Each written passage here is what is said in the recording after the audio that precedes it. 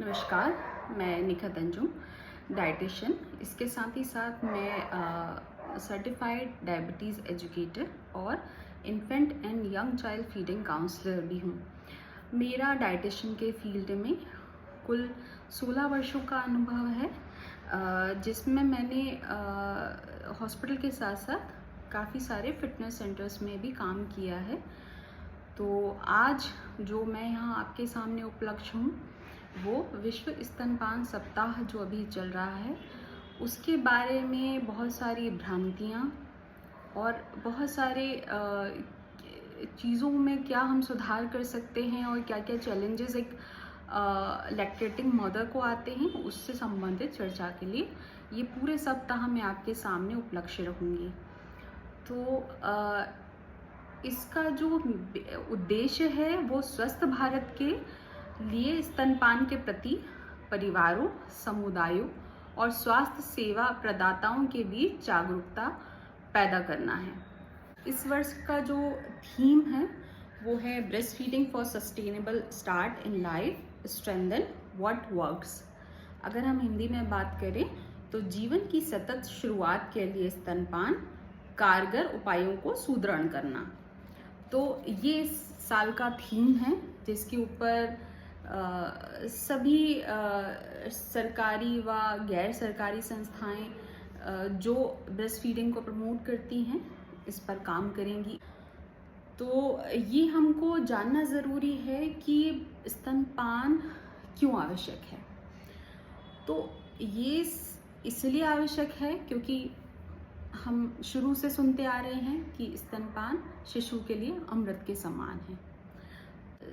शिशु का पहला आहार स्तनपान होता है। शिशु का पहला प्राकृतिक टीका स्तनपान होता है। शिशु को जन्म से 6 माह तक स्तनपान के अलावा किसी और चीज़ की आवश्यकता नहीं होती है। ना पानी, ना घुट्टी, ना ग्लूकोज और ना कोई डब्बाबंद दूध। तो ये चीज़ें हमें समझना ज़रूरी है। अब ये सब चीज़ें क्यों नहीं ज़रूरी है? जब हम छोटे थे, शायद मैं भी, तो हमें घुट्टी भी दी गई होगी, हमें शहद भी चटाया गया होगा, हमें तो कुछ नहीं हुआ। लेकिन ये हमें जानना होगा कि पहले अवेयरनेस नहीं थी, पहले जानकारियों का अभाव था, भ्रांतियाँ बहुत थी। लेकिन क्योंकि अब बहुत सारी रिसर्च ऐसी हो चुकी हैं जिनमें ये सिद्ध हुआ है कि अगर जन्म के बाद या जन्म के से 1 साल के भीतर अगर बच्चे को शहद दिया जाता है तो उससे बॉटलिज्म होने का खतरा बढ़ जाता है। बॉटलिज्म क्या होता है इसके बारे में मैं स्लाइड के अंत में कुछ रिसर्च आर्टिकल या जो भी मेरे पास स्टडी मटेरियल रहेगा वो मैं आपको उसके अंत में बता दूंगी। तो शहद की आवश्यकता नहीं, घुट्टी।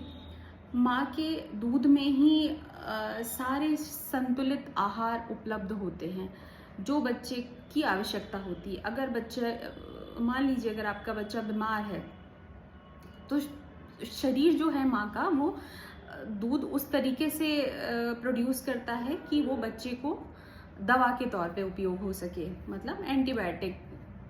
और अगर मान लीजिए बच्चा डिहाइड्रेटेड है तो मिल्क की जो कंसिस्टेंसी है वो चेंज हो जाती है। जो ब्रेस्ट फीडिंग मदर पंप करती होंगी, एक्सप्रेस ब्रेस्ट मिल्क अगर करेंगे तो उससे भी पता चल जाएगा कि एवरी टाइम आपका मिल्क का जो कंसिस्टेंसी है वो सेम नहीं रहता है, क्योंकि वो बच्चे की आवश्यकता के हिसाब से बदलता रहता है।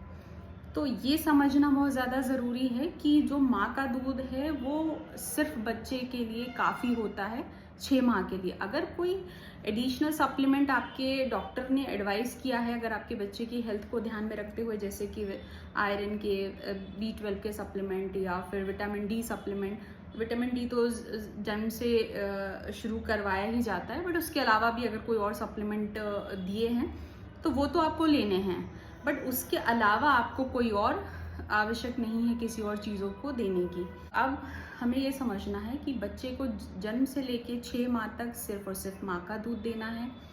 6 माह से लेकर 2 साल तक बच्चे को पूरक आहार के साथ साथ माँ का दूध देना है। और अगर 2 साल के आगे भी बच्चा स्तनपान करना चाहे तो वो कर सकता है, लेकिन जो भोजन की मात्रा है वो समय के साथ बढ़ती जाएगी।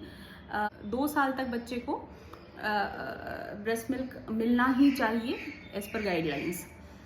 तो ये तो हो गया कि आपको कैसे कब कब ब्रेस्ट फीड देना है। तो प्रति 2 घंटे में, और या फिर आपका बच्चा जब डिमांड करे तब आप दे सकते हैं। ये तो शुरू के 6 महीने की बात हो गई। उसके बाद 6 to 9 मंथ का जो 7 to 9 मंथ का जो ड्यूरेशन होता है, उसमें फिर आप ग्रेजुअली कॉम्प्लीमेंट्री फीड के साथ साथ बीच बीच में ऐड ऑन कर सकते हैं ब्रेस्ट मिल्क। फिर 9 month and beyond, less than 9 month का बेबी उतना फूड कंज्यूम नहीं करता है, तो और उस पर बहुत ज़्यादा फोर्स भी नहीं किया जाता है, क्योंकि वो लर्निंग फेज होता है, टेस्ट डेवलप हो रहा होता है बच्चे का। तो वो सिर्फ उतना ही 1-2 स्पून लेगा और बाकी टाइम पे नहीं लेगा, तो ठीक है। बाकी इस टाइम पे आपको ब्रेस्ट मिल्क ही देना है। रिमेनिंग फिर आफ्टर 9 मंथ्स आपको बच्चे को सॉलिड्स पे ज़्यादा रखना है और मिल्क पे ग्रेजुअली रिड्यूस करते जाना है। अब हम बात करते हैं गोल्डन आवर की। गोल्डन आवर क्या होता है? जन्म से 1 घंटे के भीतर में बच्चे को जब ब्रेस्ट मिल्क दे दिया जाता है, तो वो ओटी रूम में हो सकता है, जहाँ प्रसव प्रक्रिया संपन्न हुई है उस जगह पे हो सकता है, या सिजेरियन होता है तो कई बार रिकवरी रूम में भी मदर को रोका जाता है, तो फिर वहाँ पर भी स्तनपान कराया जा सकता है। और अगर नॉर्मल डिलीवरी है तो यूजुअली तुरंत ही बच्चे को और माँ को वार्ड में शिफ्ट कर दिया जाता है। अगर बच्चा लो बर्थ वेट है तो एक्सप्रेस ब्रेस्ट मिल्क दिया जा सकता है। तो शुरुआत में ड्रॉप्स में ही मिल्क आता है। वो ड्रॉप्स भी काफ़ी होता है, क्योंकि उस ड्रॉप्स में ही कोलेस्ट्रॉल होता है, जो कि शुरुआत के ही दिनों में बच्चे को मिल सकता है। कोलेस्ट्रॉल जो है वो, उसमें बहुत सारे न्यूट्रिशन बेनिफिट बच्चे को मिलते हैं। उसे बच्चे का पहला प्राकृतिक टीका कहा जाता है। कोलेस्ट्रॉल में बहुत सारे एंटीबायोटिक्स और बहुत सारे न्यूट्रिशनल बेनिफिट वाले इंग्रेडिएंट्स अवेलेबल होते हैं, जो कि बच्चे के ऑल ओवर स्वास्थ्य के लिए बहुत ज़्यादा ज़रूरी होते हैं। तो उसे फेंकना नहीं है, उसे बच्चे को देना है।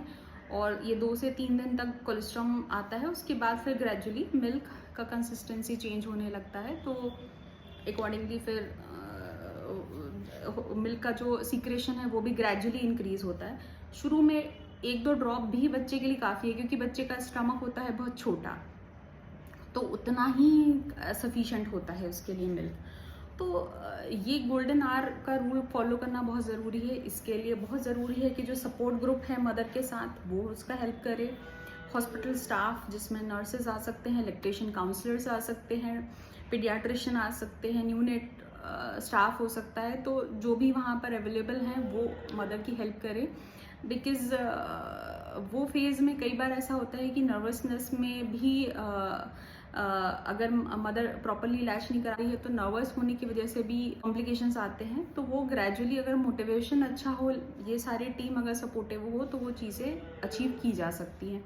सिजेरियन डिलीवरी वाले जो मदर्स होती हैं उनको ब्रेस्ट फीड कराने में ज़्यादा कॉम्प्लिकेशंस आते हैं, लेकिन आपको हारना नहीं है, आपको एफर्ट लगाना है, आपको ट्राई करना है, आप ब्रेस्ट फीड करा सकते हैं। लेकिन ये है कि पेशेंस आपको रखना पड़ेगा और वो धीरे धीरे अचीव आप कर लेंगे। BPNI के अंडर में हुआ है, तो तब हमें हमारे जो सर थे उन्होंने काउंसलिंग के पॉइंट ऑफ व्यू से हमको एक बात बताई थी कि हम पेशेंट को ये बोले, मोर सकलिंग मोर मिल्क। तो मोर सकलिंग मोर मिल्क, जितना बच्चा सकल करेगा, जितना वो सकल करेगा, उतना ज़्यादा मिल्क प्रोड्यूस होगा। तो ये आपको कोशिश करनी है कि भले ही ड्रॉप्स में ही मिल्क आ रहा है, बट आपको फ्रिक्वेंटली बच्चे को फीड कराते रहना है। जैसे जैसे वो फ्रिक्वेंसी बढ़ेगी, वैसे वैसे मिल्क का प्रोडक्शन भी बढ़ेगा और आप एक सक्सेसफुल लैच और ब्रेस्ट फीडिंग जर्नी को अचीव कर लेंगे। आज के लिए मैं इतने पे ही विराम देती हूँ। कल के लिए हम आगे का एक नया टॉपिक के साथ अवेलेबल रहेंगे। Thank you.